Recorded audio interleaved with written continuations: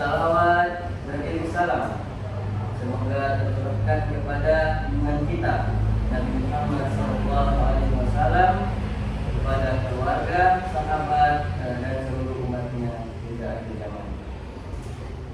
Bagaimana kabar hari ini? Alhamdulillah baik. Ya, baik.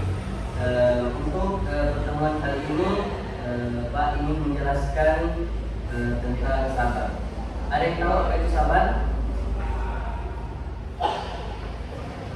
Ada yang tahu? Oke. Pengertian sabar secara bahasa, sabar berasal dari bahasa Arab, yakni diambil dari kata sobaro yasbiru, yang artinya menahan diri. Secara istilah, sabar yakni ialah menahan diri dari berbagai macam bentuk kesulitan, kesedihan, atau dengan kata lain menahan diri dari hal yang tidak disukai dan dibenci. Arti sabar secara lebih luasnya yakni adalah menahan diri agar tidak mudah marah, benci, dendam, tidak mudah putus asa, berkeluh kesah, melatih diri agar selalu melakukan ketaatan dan membentengi diri untuk tidak melakukan perbuatan keji dan maksiat. Ada 3 contoh jenis sikap sabar. Yang pertama, sabar dalam ketaatan. Sabar dalam ketaatan atau menahan diri dari sifat malas supaya tetap istiqomah dalam menjalankan kewajiban sholat dengan tepat waktu. Sabar menjalankan puasa, yakni sabar dengan menjaga lisan, hati, serta pikiran. Sabar dalam menuntut ilmu dan lain-lain. Sedangkan yang kedua, sabar dalam menghadapi cobaan dan musibah. Bersabar atas cobaan, ujian musibah yang menimpanya, memiliki keyakinan bahwa Allah tidak akan menguji hambanya di luar batas kemampuan dari hambanya. Sedangkan yang ketiga, sabar dalam kemaksiatan, menjauhi segala sesuatu yang haram dan dilarang Allah Subhanahu wa Ta'ala.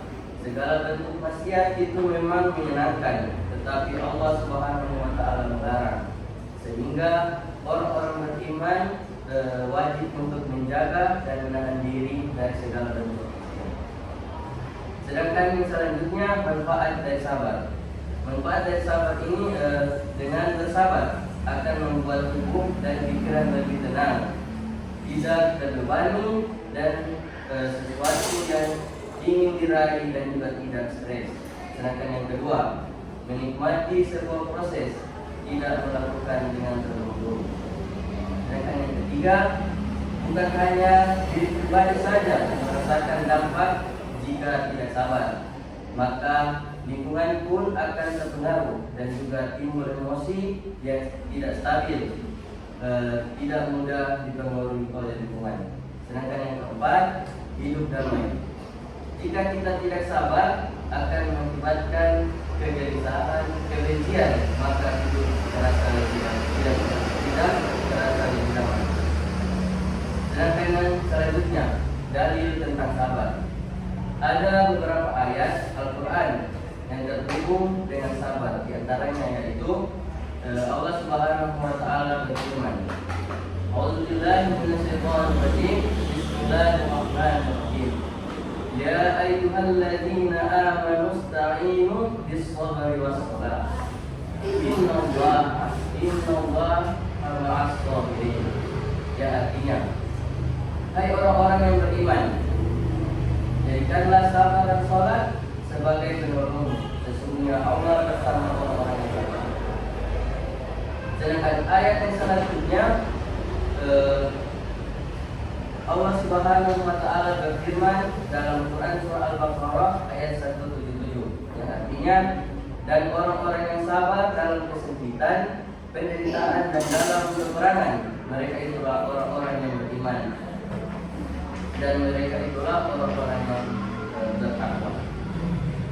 Sedangkan dari hadis mengenai sabar, Dari hadis riwayat Muslim, Rasulullah SAW bersabda,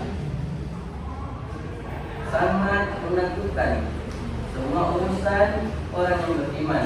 Sesungguhnya segala urusannya itu sangat baik baginya, dan hal itu tidak dimiliki oleh seorang pun kecuali orang yang beriman. Apabila tidak mendapatkan kesenangan yang bersumber, maka yang demikian itu sangat baik, dan apabila tidak tertimpa kesusahan, ia sabar, maka demikianlah itu sangat baik baginya.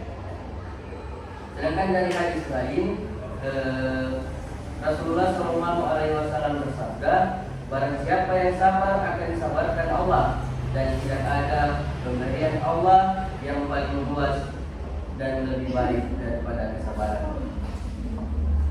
Baik, mungkin itulah pembahasan singkat mengenai sabar.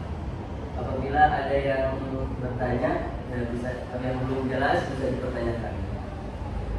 Saya Pak, saya mau bertanya. Ya, silakan.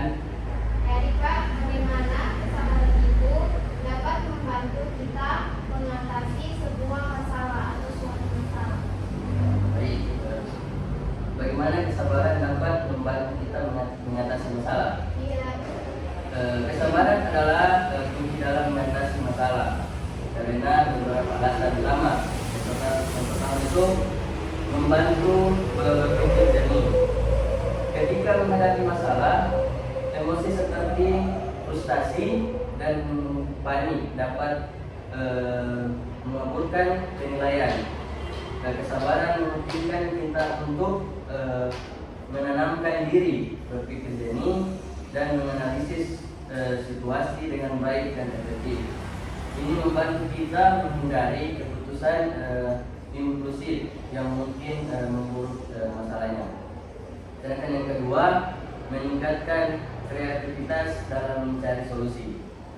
Dengan kesabaran, kita dapat meluangkan waktu untuk berbagi solusi potensial. Kita tidak terburu-buru mengambil keputusan pertama yang muncul, melainkan mencari solusi yang tepat dan efektif.